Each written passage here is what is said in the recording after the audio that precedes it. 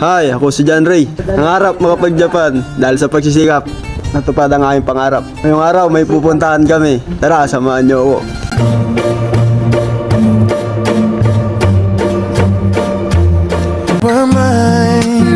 Ngayong araw, last day na nga pala ng Uchikon. At bukas ihatid na ni Sensei sa Saitama ang mga kasama namin. Kaya sinabi ni Sensei bago daw sila umalis, ipapasyal muna kami. Hindi ko alam kung anong pangalan ng pupuntahan namin, pero sinabi ni Sensei doon daw sila nananalangin o nagbiwish. Biglaan lang din kasi nagaya si Sensei. Okay na rin to, nakakagala pa kasi sabi ng mga senpai sa ibang company na kapag nagsimula ng trabaho, madalang na lang makapasyal. Dahil sa pagod, mas pipiliin mo na lang magpahinga tuwing Yasumi o tuwing day off. 20 minutes nga rin pala yung biyahe, medyo malayo itong pinuntahan namin. Jinja. Sibang Yumei na sa Tateyama. Hi guys, shout out. Ang dami pala na puno ng sakura dito kaso March pa raw namumukadkad.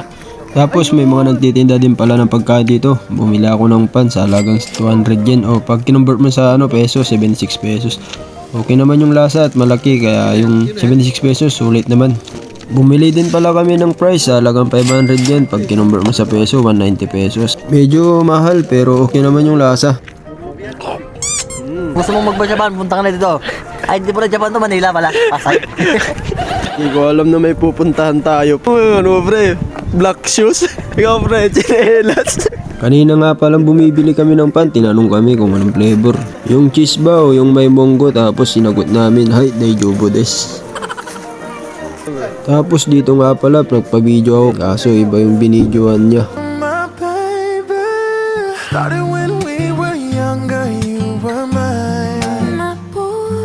Now another brother's taking over, but it's still in your eyes.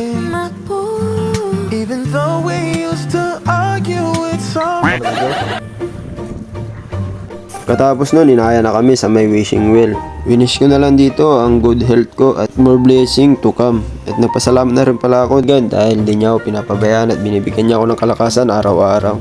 Winish ko na rin ang good health ng aking parents at ang aking pamilya at long life para sa aking mga magulang. Katapos nun, nagpicture-picture na kami at umuwi na kami dahil magtatanghali na rin at gutom na rin kami. Dito ko natatapusin ang aking video. Salamat sa panonood at pagsuporta.